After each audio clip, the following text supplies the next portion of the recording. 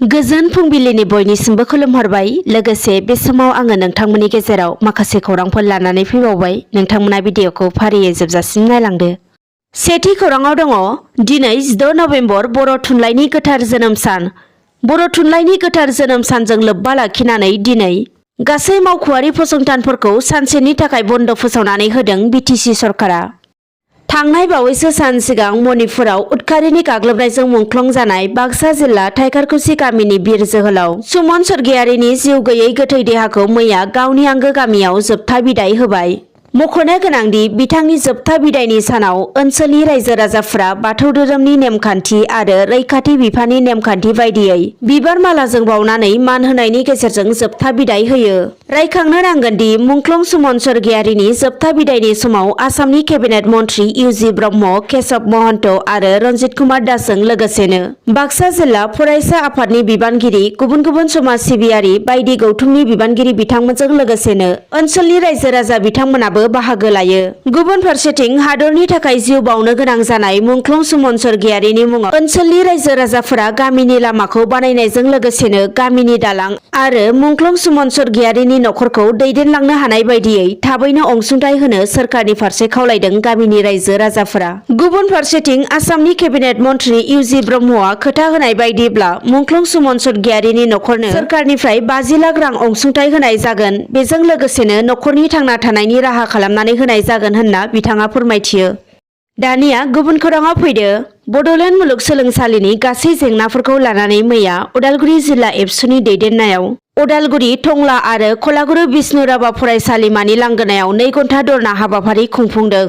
मख'नो गोनांदि बड'लेण्ड मुलुगसोलोंसालियाव गोबाव समनिफ्रायनो सोलिबाय थानाय गोबांथार जेंनाफोरखौ लानानै सुस्रांनांगौनि थाखाय बड'लेण्ड मुलुगसोलोंसालिनि भिसि प्रफेसार लाइस्रुम लादुसिंजों सावरायनानै गोबां खेब बिथांनो गोसोखां बिलाइ गथायनाय जादोंमोन। नाथाय बिथाङा बड'लेण्ड मुलुगसोलोंसालिनि जेंनाफोरखौ सुस्रांनो नाजायाखैमोन। जायनि थाखाय मैया बड'लेण्ड मुलुगसोलोंसालिनि जेंनाफोरखौ लानानै उदालगुरि जिल्ला एबसुनि दैदेननायाव उदालगुरि, टंला आरो कलागुरु बिष्णु राभा फरायसालिमानि लांगोनायाव 2 घन्टा धरना हाबाफारिखौ लानाय जादों।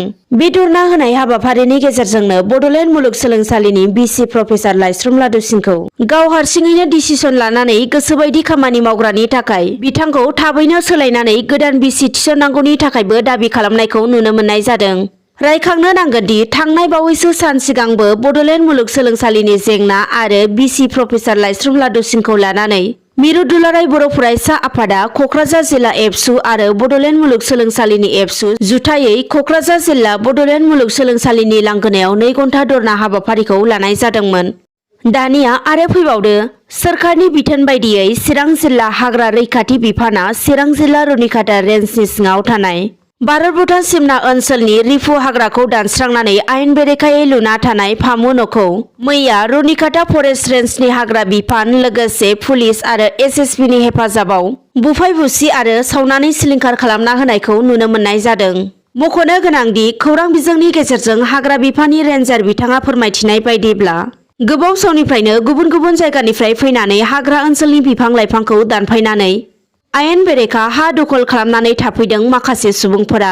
बेनिखायनो आयेन बेरेखा हा दखल खालामग्राफोरखौ होस्रांनायनि हाबाफारि लानाय जादों होनना बिथाङा फोरमायथियो। आरो मिन्थिनो मोननाय बायदिब्ला गं 300 नखरफोरा आयेन बेरेखा हा दखल खालामना थानायनि थाखाय मैयानि सानाव चिरां हाग्रा बिफानजों लुना थानाय फामु न'फोरा जिसिबिजों बोफाय बोसि सिलिंखार खालामनानै सावनानै होजायो। गुबुन फारसेथिं चिरां जिल्ला प्रेस क्लाबनि गाहाय नेहाथारि बिथाङा फोरमायथिनाय बायदिब्ला बे ओनसोला मोनसे समाव मैखोम हाग्रा ओनसोलमोन, जायखौ दिनै मानसिफ्रा अनालासे खहा खालामगासिनो दङ।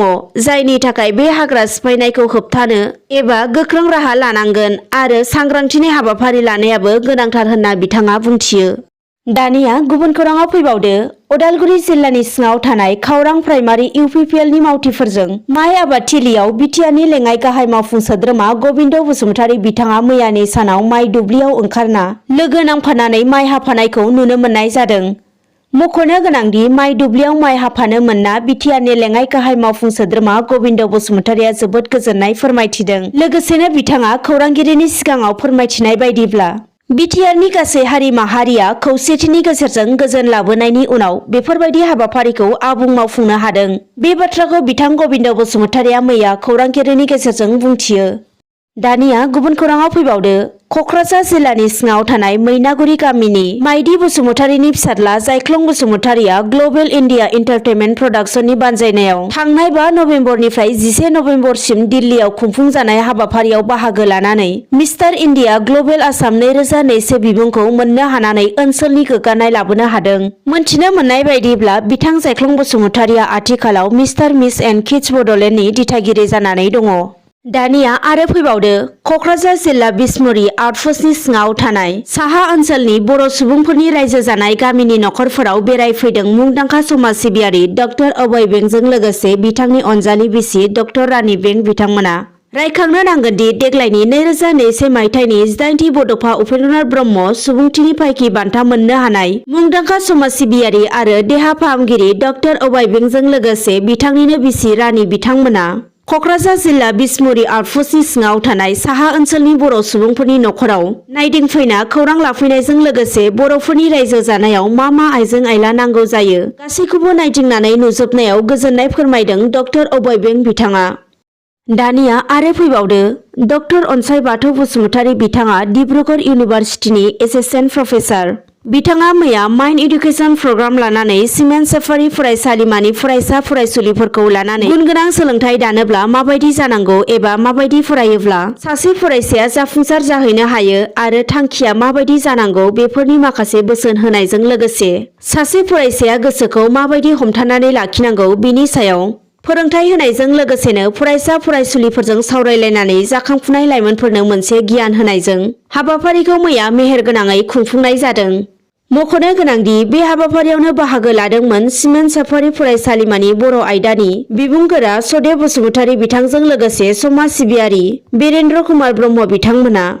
बिटिआर सरकारनि बानजायनायाव गोजोन आरो अनलायनायनि मोन्थोरखौ सिगाङाव दोननानै कक्राझार थुनलाइयारि फोरबो बिमुंजों गासै मोन 100 रावनि मोनसे हायुं गेजेरारि खन्थाइ फोरबो खुंफुंनाय हाबाफारिया दिनै जोबथा सान जानानै फैबाय। मख'नो गोनांदि बे मेहेरगोनां हाबाफारिखौ कक्राझार सहरनि साखाथियाव थानाय बड'फा हायुंआरि मावथांखियाव थांनाय 14 नभेम्बरनिफ्रायनो जागायदोंमोन आरो बे हाबाफारिखौ सानथामनि हाबाफारिजों खुंफुंनो लानाय जादोंमोन आरो बे हाबाफारिया खुंफुंजानानै दिनै 16 नभेम्बर खालि जोबथा सान जानानै फैबाय।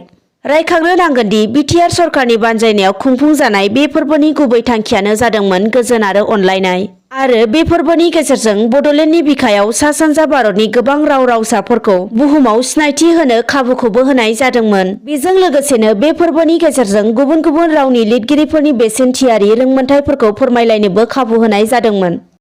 दिनै फुंबिलिनि खौरांफोरा बेखिनियानोसै। नोंथांमोना जुदि भिडिअखौ नायनानै मोजां मोनदोंब्ला लाइक कमेन्ट शेयार साबस्क्राइब खालामनो दाबाव। एसेनोसै, गोजोन्थों।